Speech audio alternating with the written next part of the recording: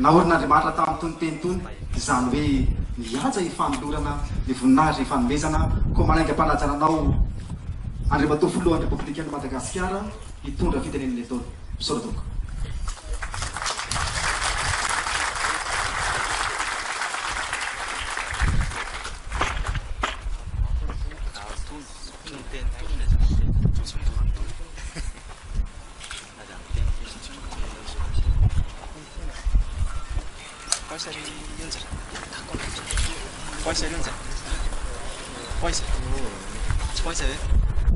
Ianareo ray aman-dreny lehibe isa-tokony araky ny fiandianany avy.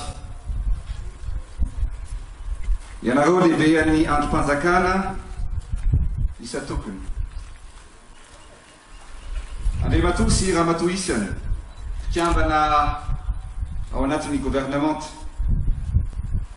Andriamatoa sy ramatoa isany masoivo vahiny monina sy miasa eto Madagasikara. Ry malagasy namana, sarasara tompolahy, arahaba tompovavy. Eto anaty rova,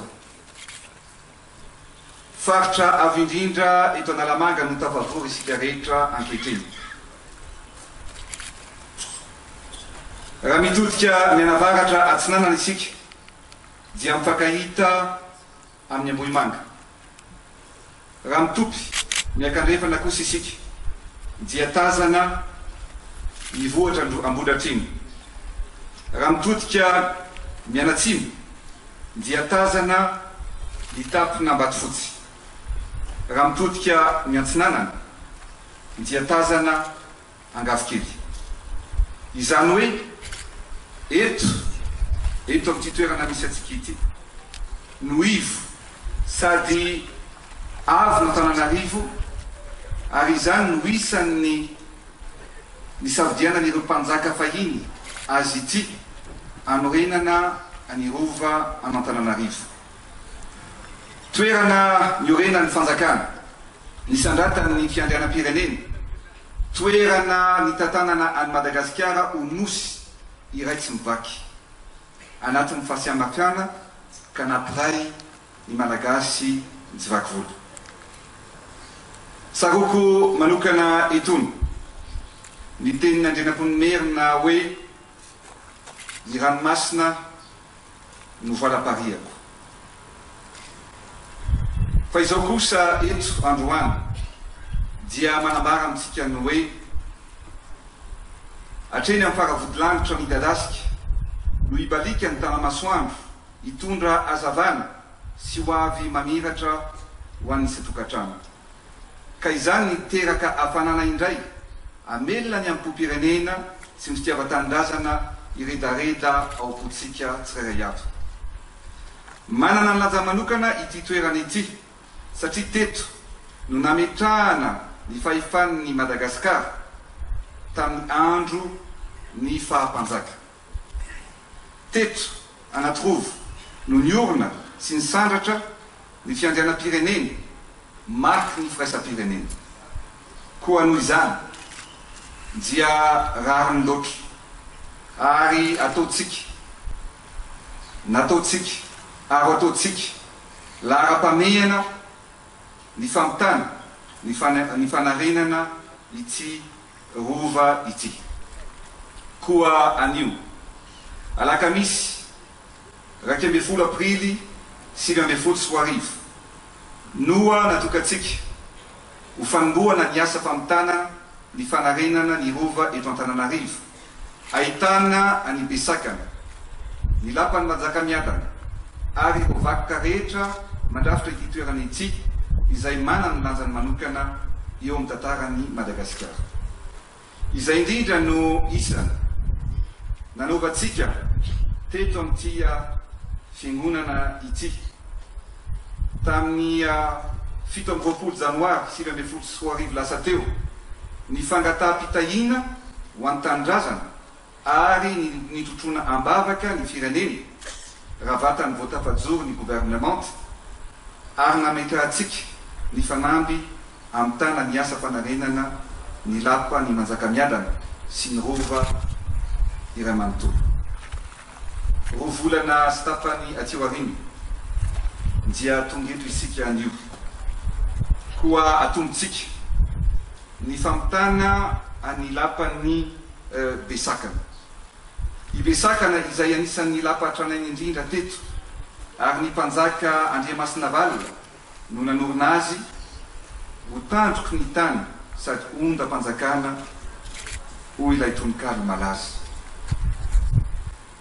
Ny famitatsika ity anaty rova ity dia anandratatsika ny fiainandranam-pirenena ary amelomana indray ny ampo-pirenena ao anatytsika entina anavotana sy ampandrosoana any Madagasikara ilay nosy malalatsika. Toko lahy sy toko vavy, sy mba andrahoana tokoa mantsy ny firenena. Raha tamin'ny 9 novambra 1970 rehefa may ny rova ary nitomany i Madagasikara iray manontolo. Ankehitriny raha mijoro eto anoloananareo aho dia tsy manao fanambarana fotsiny fa anao velirano, fa tsy maintsy hovitantsika mialoha ny fankalazana ny fa-80 taona niverenan'ny fahaleovan-tenatsika ity vakoka goavana manana ny asiny eto amin'ny firenena ity.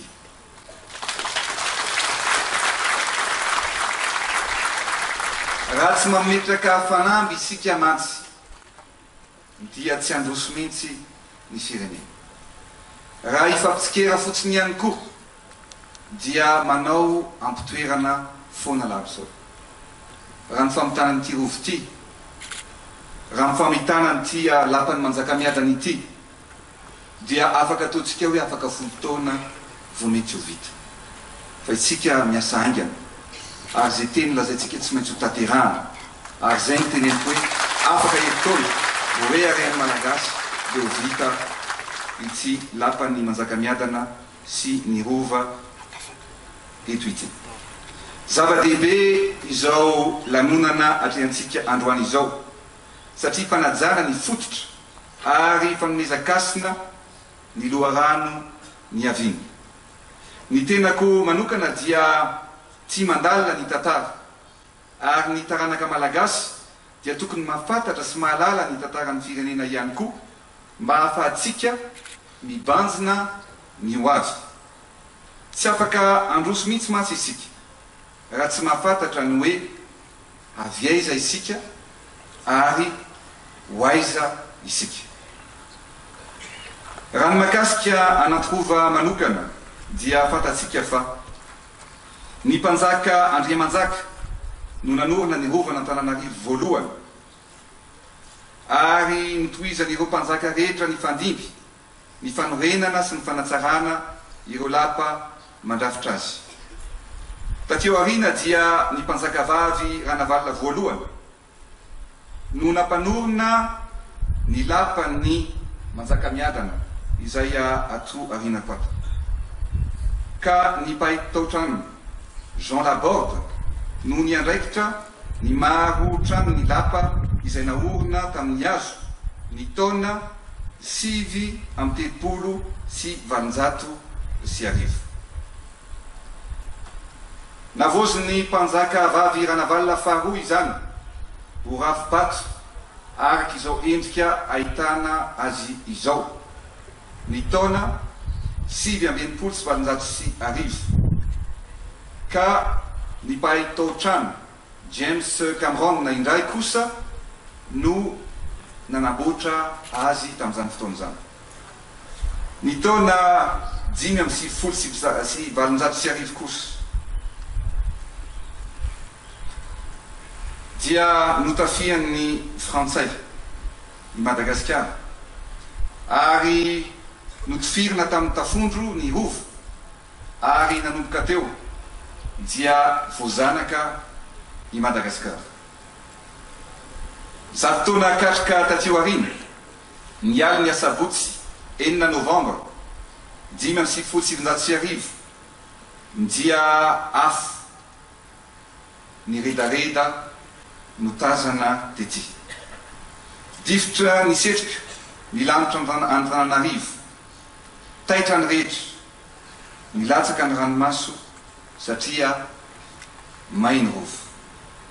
Fandroana tsy fatapiaviana ve? Fandroana ninina ve?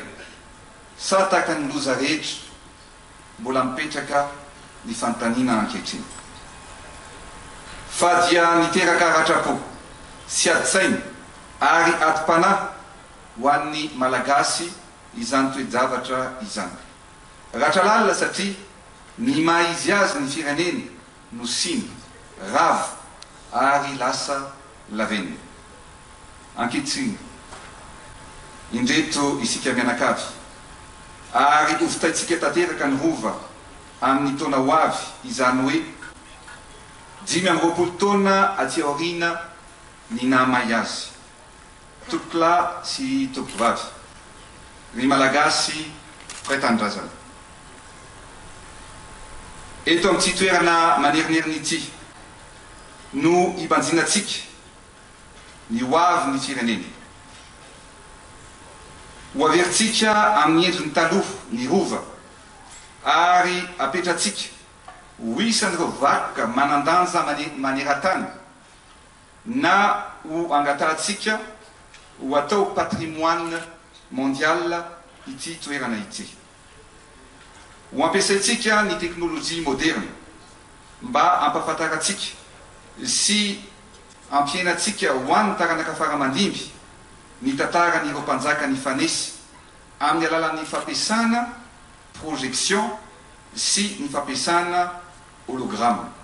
Izany hoe any amin'ny rihana fahatelo dia ton'ireo musée maneran-tany dia ho alaitsika ny horonan-tsary na ho forontsika indray ny endrika, ny fomba na ny fiteny nyireo mpanjaka ny fandimby izay nanamarika an'ny tantarany firenena. Ho ataontsika moderna, ho ataontsika miverina ohatra ny teo aloha ity rova ny manjakamiadana ity. Tsy ho avelantsika ho fahatsiarovana fotsiny izany, izany hoe anatrova Antananarivo izany, fa ho atsangatsika eto indray araky ny endriny fahiny ary ny afo izay nandoro azy dia holosolotsika ho afo ny fitiavan-tanindrazana ao am-potsika tsirairay.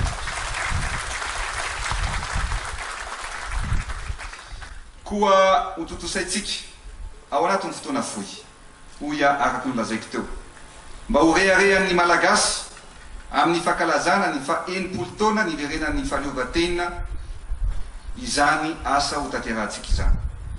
Tsy maintsy ho tafarina ny firenena, tsy maintsy mandroso ary ho sangana i Madagasikara koa ho firenena misandratra andry fehizay ny nositsika. Masina ny tanindrazana ho sambatra i Madagasikara. Misaotra tompokolahy, makasitaka tompokolahy.